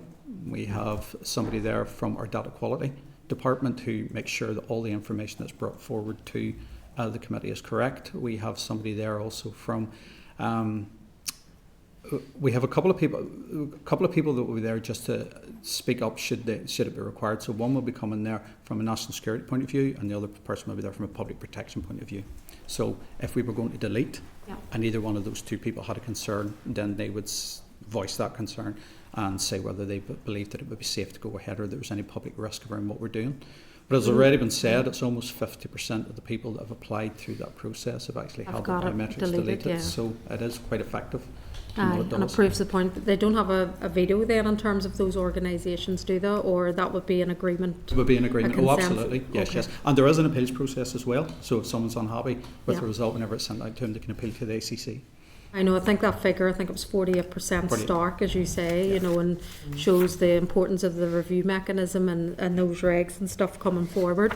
It was just the other area, sorry, and just some of the information that you sent in around guidance on the release of images of suspects and defendants as well. And obviously one aspect of that was around any decision to release an image must be for a legitimate purpose, necessary and proportionate. And it's just what is deemed as legitimate. Is there a list or? Yeah, there is. There's and it's still in draft format. And there has been a service instruction that has been to our service management board as of about 4 or 5 months ago, just with an initial view. So it's being developed. There is a list, but it's not exhaustive. And I'm happy to share the draft service instruction with you if you think that would be helpful. Yeah, that would be really good. Thanks. And the other bit was just around obviously the strong presumption in terms of the release of children's images and, you know, as a last resort. And obviously we know there are, you know, it talks about serious public harm. We know, well, I would know in Belfast in terms of interfaces and all of that. And a large part of the time, children would even be under 10, so even under the age of criminal responsibility and stuff. So it's just around how then that risk of serious harm to the public, if the decision is to release the image, how you kind of balance that then against, you know, the rights of the child. And the other thing was if it's a child under 10, because I would find that in Belfast, particularly as I said, interfaces where there may be, you know, conflict and obviously a potential harm to the child, but also to the public as well.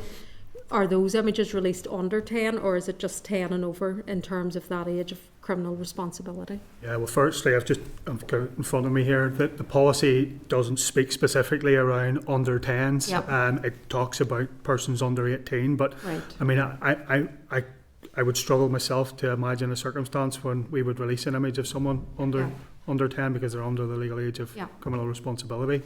Because, and I say that because back to your first part of your question was around how do we sort of calibrate that for persons under 18? And again, this is in the policy which we'll share, but it does very clearly say that the presumption is that we won't release the images, that the presumption is that we won't. But things that may change that is the seriousness of the offence. You know, so for example, if there's ongoing serious public disorder or things like that. I mean, and that actually is designed with a view to helping the child, because we know a lot of children that are involved in those circumstances have been coercively controlled to be in those circumstances. So it's not about trying to criminalise children either. Even if we were to do it, it's about trying to put those supporting infrastructures in place. But again, as I say, it is still in development. It is still early days with this. Happy to share what we have and happy for any views. Yeah, that'd be good. And it's just things that we're grappling with ourselves, you know, in terms of that balance. And again, obviously as a Belfast rep, I would see a lot of it, particularly recently. For your assurance, you know, this isn't something that's done very lightly. It has to be a minimum of a superintendent or if unavailable an ACC to authorise a release. So we take it very seriously if there's a request. And as you say, it's always the last resort. Absolutely. Yeah, okay, in terms of children. Okay, Danny, sorry, you're looking in just on a wee point. Yeah, thank you. Just touching on what Dirty says, just going back to what I asked around what Police Scotland are doing around, I'm worried about the stigmatisation of young people, and just with you just confirming that you treat photos like biometrics, like does that mean that there's a cohort, there's a lot of pictures of young people at the age of 10 is being retained? So if someone's arrested for a recordable offence and their photograph is taken, yes, in the present construct, anyone, whether they're under age of 18, we will have retained their photograph, yes. But again, like anyone else, they have the right to ask for that to be removed via our policy. But you're well aware that the bill as written puts can put stipulations on that, however you deem fit. So we're happy to work with the committee. It's about them. That's what I was confirmed, and that's the importance of the safeguards in this here, and then that consideration of what Police Scotland are doing. Yeah, thank you. Okay, thank you. We're going to move on then just to the children and bail and custody then, just to take it in. So, Ciara, I think you had a question, had you, on that? Oh, that No? was the previous. I Oh, was sorry, bail, okay. the previous Anybody on the bail and custody arrangements? There may be areas that we'll follow up, because again, I think it's us trying to get an understanding of children going through that, what this legislation will mean, you know, from being in the custody suite and then kind of moving through. And we know the Youth Assembly has raised issues around the lack of, I suppose, available accommodation. And, you know, we all agree with the thrust of the bill in trying to keep children out of custody and use it as a last resort. Sorry, Connie, Actually, on that. I actually do want to come in, and it was something the Youth Assembly had literally just raised with us there. And it was when you're arrested, you're read your rights, or you're informed of your rights. Is there any specific rights that children are informed of if they're arrested, because they would have different ones with the UNCRC being under 18? Is that something that's different currently? Children, as you'll know, when they're arrested, which is, as I say, is considered to be the last resort. Children have the right to an appropriate adult, which obviously will be there, someone who can represent them, be that a family member or someone close to them. So they have all the safeguards of an appropriate adult, which is in addition to the right to legal advice. If they're from a vulnerable group, we have registered intermediaries who again can help support them through the criminal justice process and explain that to them. So there are definitely additional safeguards for children when they're arrested and what's explained to them. Thanks, that's helpful. Just it was literally raised with us before you come in, so thank you. Thank you. Anybody else on the children bail and custody? No, not at this point. We'll move on. Any on live links? Any queries or comments? No. Any on the administration? Sorry, just on the live links, yes, and I know go ahead. obviously he's mentioned it's difficult to assess financial impact of it, but just if he's even a rough assessment of maybe the potential costs incurred or saved by the utilisation of live links. So the short answer is no, because obviously these are hypothetical situations at present, but certainly what I would be proposing to do going forward is understanding how. So, for example, there are a couple of bits I probably want to tease out in the fullness of time. So, when it talks about interviewing someone, where I can interview someone, I'm in a police station and they're in another police station. The person who's at the other police station, the suspect, has to be accompanied by another police officer, as it says at the minute. We might want to consider that, because that isn't really reducing much of an administrative burden. Secondly, it says that they must have a legal advisor present. But again, if they don't want a legal advisor present, that could arguably nullify that as an option. So there are probably still some things that we need to I would like to tease out with the department on that, just having read my way into it over the last few weeks. So when I understand some of the nuances of the practicalities of what this looks like, that a suspect is in a different location from me, how all that actually works, what numbers of police officers are required, that will only then will I be able to try to work out some savings, because at the minute it probably just feels a bit theoretical. Just need to get into the practicalities of what that looks like. But what I can say is, and again go back to, so as it stands at the minute, a superintendent working in Belfast, and there's a review of someone's detention. A superintendent will do a review when they've been in custody for coming up to 24 hours. The initial reviews are done by an inspector, but to extend someone's custody by further than 24 hours, which can be done up to another 12 hours, requires a superintendent, and a superintendent only. That superintendent, as is written in PS the minute, has to drive to that location. It has to be done in person, but yet the solicitor can do it on the phone. So you could have a police officer driving from Belfast to Strand Road Police Station, which is a good 4 hours on a good day, to do that, which may take 5, 10, 15 minutes. So there are significant savings there in terms of that travel time, where if a senior officer can simply just go onto a live link system and have that conversation with the solicitor and their suspect detainee, as a tripartite conversation will save significant time. So whilst there might be some upfront costs around IT, maybe some around training, long term, if we work this out effectively, I do believe that there could be significant, not necessarily financial savings in terms of cash, but certainly officer time savings, which is what we need. Would you agree there's enough safety checks built in? I would be concerned in relation to particularly vulnerable people that are detained. And we've done our visits to the prison and we've looked at the level of remand and the high numbers of young people even on remand that are really, really vulnerable. People that majority of which should not even be in prison, to be honest, given their vulnerability. Have you any, or just from your own experience, just thoughts on that, particularly dealing with vulnerable young people that are held in custody?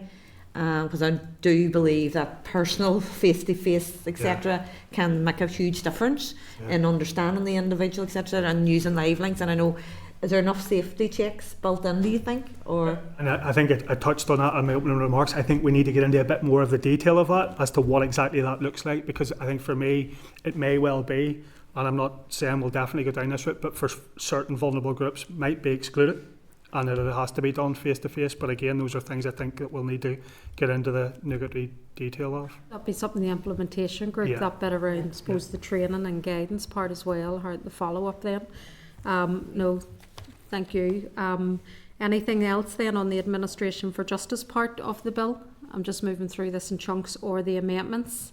Suppose I've one on the amendments. Oh, sorry, Stephen, go on ahead. Yes, no, I don't know if it's the work right away. time or not, but thank you folks for your presentation so far. Just on the vagrancy piece, I'd be keen just to, I suppose, hear your thoughts on that. I suppose the impact that those changes could have on our streets. You know, could it or will it create a gap in the law? And do you think some could say that it's removing the tools to, you know, deal with this issue, and also potentially, you know, restrict people to get the support that they may need as well? You know, and some of these people can be victims of trafficking and exploitation and so on. Yeah, and it's a really valid question. So initially, whenever we engaged with the department on this a number of years ago, we did highlight concerns, as you have raised, in relation to, does this create a gap? I mean, specifically around the simple begging offence that is constituted under that 1824 Act. We have arrested, I think from memory, somewhere around 500 people for that offence over the last 3 to 4 years. But I am probably of the view, similar to the department, that's not what those people need. Being arrested for someone who is destitute, someone who is homeless, someone who needs help, is the criminal justice system is not the appropriate pathway for them. And the department have put forward their views, and we have certainly made clear our views in relation to legislation in other jurisdictions that looks at potential preventative orders. So if someone is, for example, undertaking begging, rough sleeping, that there's preventative orders put in place. And what that actually does is much better. That compels agencies to work together to support them. So for example, that may bring in the Department of Health and social workers mandated to do so, to provide that support rather than go straight to a criminal justice outcome. So I know that the department are looking at those alternatives in relation to the core offence. In terms of gaps, there are obviously other offences that we would be able to use should we feel that a criminal justice process there is no alternative for. Those could be disorderly behaviour, a breach of the peace at common law, public nuisance at common law, provocative conduct it might be if someone is urinating in the street or whatever it may be. So there are a number of other offences that are applicable, but I state the point that the criminal justice process is not the best way to deal with these offences. It really is about the support and infrastructure for people who are on the streets and need our collective help. Yeah, no, I agree with that. And I noticed just within the UK legislation, it talked about the prohibit begging where it is causing a public nuisance, such as cash point, shop doorway, public transport, approaching people in their cars at traffic lights, and so on. So I think it just emphasised the importance of having the right tools for specific to that particularly individual's needs and so on. So that work's continuing then between yourselves and the department? Certainly we've written back to the department highlighting that we're aware of those different approaches and options in other jurisdictions, and that those should be explored if we're going to repeal this offence. Okay, thank you. Thanks, Chair. My question was going to be on the vagrancy as well, because obviously it's on the one hand, I mean, I would agree with the thrust of removing it because it is penalising particularly vulnerable or poor people. And I suppose on that bit around, you'd said, I think it was preventative orders. Is there a gap in the legislation here then, if this is obviously repealed? Is there a gap, or is there other legislation that you think could be used in terms of maybe dealing with some of the unintended consequences? It may not even be about necessarily completely criminalising somebody, it's more the preventative. There are other probably more punitive sanctions, if you want to call them that, in terms of breach of the peace, disorderly behaviour and so on, if those are required. But my preference is that those are not where we go. It is around those preventative orders. Now, I don't profess to know them in detail at this stage, but I know that my team have been engaged with the department and looking to England to see what those are. So if I may, I'll come back to you in relation to what, that would be useful. If we think there's something specifically we think might be helpful, we'll certainly flag it to the department.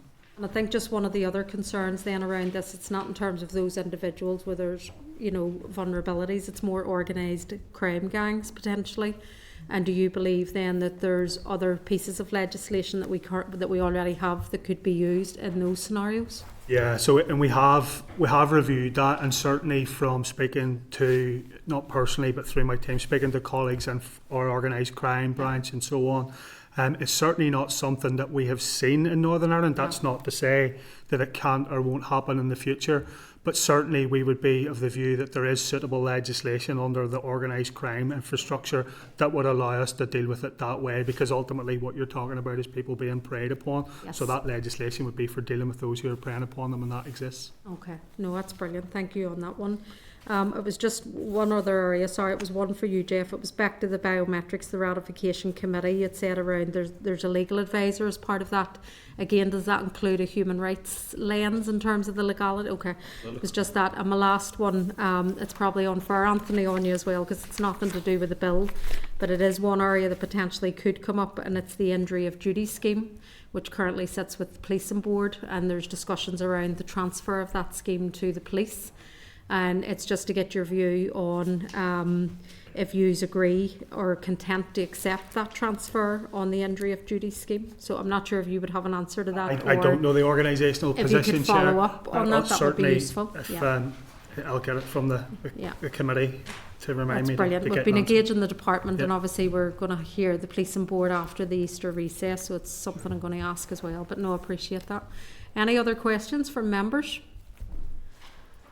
No, again, just Anthony and Jeff, thanks very much just for coming in. We'll appreciate the follow-up information then, and just the kind of breakdown on the oversight groups and stuff. And obviously when you have further information that you can present to us as we're considering this bill, then we would appreciate that as well. And there may be follow-ups as we take more oral evidence from other sectors and stuff as well that we may want to do with different sections of the PSNI too. But again, just to say thanks very much for your time today, and really appreciate you for coming up. Happy to help. Thank you. Thank you, members. Thanks very much.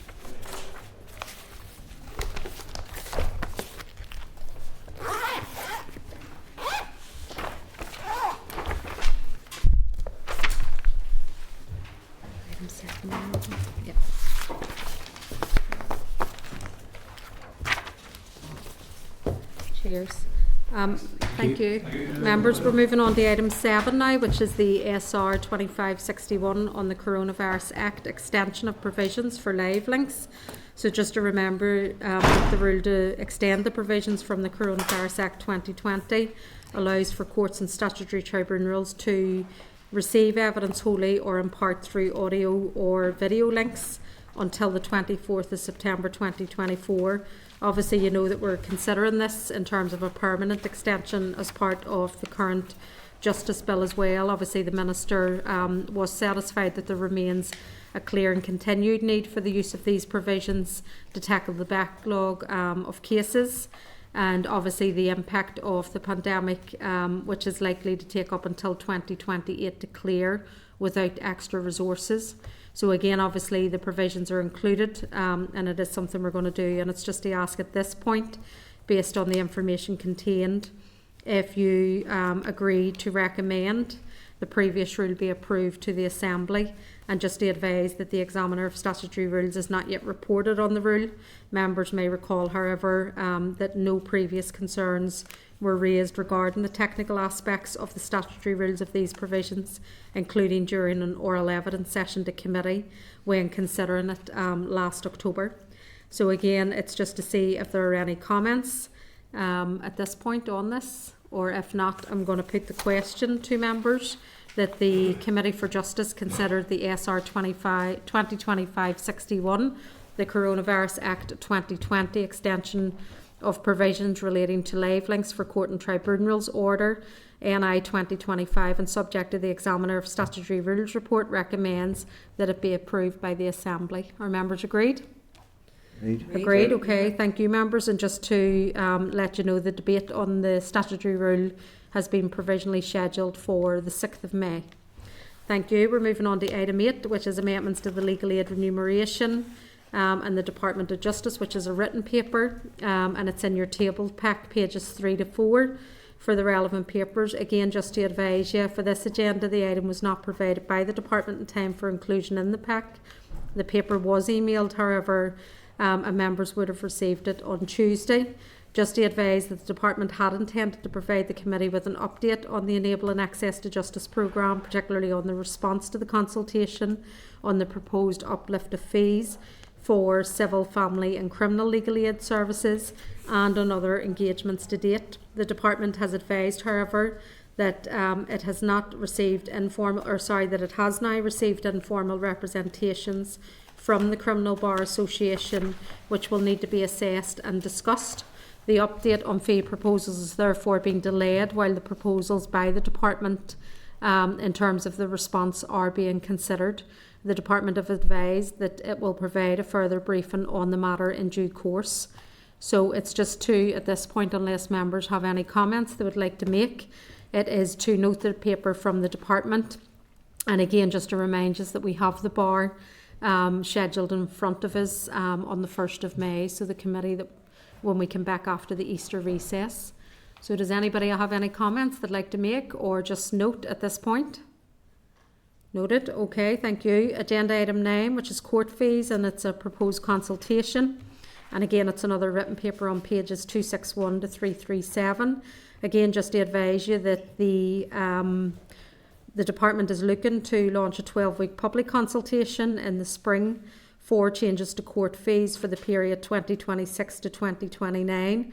And again, just the draft consultation, the proposed fee schedules and the proposed consultee groupings can be found in your pack on pages 265 to 337. The department has advised that responses will be considered before returning to the committee in autumn in terms of a proposed way forward on the fees. So again, it's just to ask members if you require any further information or clarification, and just that you note the papers, and obviously we will consider further when the consultations are available in the autumn. There'll also be, I think it's in the pack, screening in terms of equality screening, rural proofing and stuff that will be done as well. So and they will be uploaded, I think, on the Department of Justice website. So just that people are aware of that also. So members are happy to note? Yep. Okay, thank you. We have item 10 then, correspondence, and it's on pages 338 to 411. Again, just to draw your attention to a number of items of correspondence, and then I'll throw it open to members. So item 10.5, it's correspondence from the Committee of the Executive Office, which is a request for the committee to ascertain whether their department has a role in delivering the Ending Violence Against Women and Girls strategy. The TEO committee have asked for how much funding was bid for and or earmarked by departments. So again, I would seek members' agreement that we ask the Department of Justice to provide the requested information, and that can be forwarded to the TEO committee. Are members agreed? Great, thank you. Item 10.6, it's correspondence from the Committee of Finance in your pack, and it is a survey from Retail NI, a call for action, and a 5-point plan to tackle the cost of doing business crisis. One of the recommendations in the report is the introduction of tougher fines and sentencing for shoplifting, as well as the inclusion of assaulting shop workers on specific offence. So it's just to see whether members are content to ask the department for its view on the recommendation from Retail NI. I think the Minister may have made comments pertaining to some aspects of this as well previously in the Chamber in terms of the next Justice Bill that will come forward. But are members happy that we write to the department? Yes. Okay, is there content? Thank you. Item 10.8. Again, it's correspondence from an individual. In your meeting pack on page 359, and just again the clerk's memo at the beginning of the tabled papers on page 6 of our table pack. Again, the correspondence in the meeting pack is a series of items that we have received from the same individual to the committee pertaining to issues relating to the PSNI, the Police Ombudsman and the Northern Ireland Housing Executive. The correspondence has been marked restricted given the allegations made against various individuals and also organisations as well. Again, just to remind members that at the committee previously we have responded to the individual advising it has strategic policy and legislative role in relation to justice matters. However, the individual has submitted a sizable number of emails since then, and the committee has subsequently noted some of those items that appeared in previous packs. Again, you'll see within the paper that there is a draft response to be provided. It's on page 8 and 9 of the tabled pack, which reiterates the committee's strategic role as a scrutiny committee, and rather than committee staff and the relevant decision maker in this matter. So I'm asking, unless anyone has any issues they'd like to raise pertaining to this correspondence, that we are content with the draft response to be issued to the individual. Members content? Okay, thank you very much. And again, just to ask if you're content to note the other items of correspondence or if you would like to raise anything. You're content to note, thank you. Again, we're moving on to the Forward Work Programme, agenda item 11. Again, just the Department of Justice have requested that you'll see in the pack that the oral evidence session for the 15th of May on the report of Part 1 of the Domestic Abuse and Civil Proceedings Act, which will include an update against the domestic and sexual abuse strategy, and the committee's post-legislative scrutiny work will now be rescheduled for the end of May. The department have stated that it is jointly led by the Department of Health as well, and the Committee of Health will be receiving oral evidence at the end of May also. So again, it's just to seek your agreement that we reschedule that session to the end of May. Agreed, thank you. Advise members of the updated committee forward work programme that's contained within the pack as well, and just if people are happy enough with obviously taking into account the changes we've just agreed, that we proceed then with the forward work programme. Okay, members are agreed, thanks very much. And again, just to remind us all of the informal lunch with the Lady Chief Justice on the 29th of April, so just when we're back after Easter recess, and it's in the private dining room. The invitation for the lunch was issued to all members there on Tuesday, so again, if you can just get back to let the team know who can be in attendance at that, and if there's any dietary requirements on the day as well, and if that can be done by close of play today, just obviously with the Easter recess. Again, we also agreed to a short informal meeting that will take place in advance of the lunch, and again, details of the time will be issued in due course. And again, we have obviously previously discussed areas that we want to talk to the Lady Chief Justice about, and there's a list in terms of suggested areas that we want to explore. So again, if there's anything else that needs to be included, if you can let the team know as soon as possible, if that can be done by this week, if possible as well. So just to note that. Agenda item. Oh, okay. And it's just, yes, if you are content then, if there's any additional items that you would like to raise with the LCJ, that we can provide that to her in advance, if that's okay with members, just so that they're prepared. Okay, thank you. Item 12, the chair's business. There's no items to report or nothing from me. Item 13, any other business from members?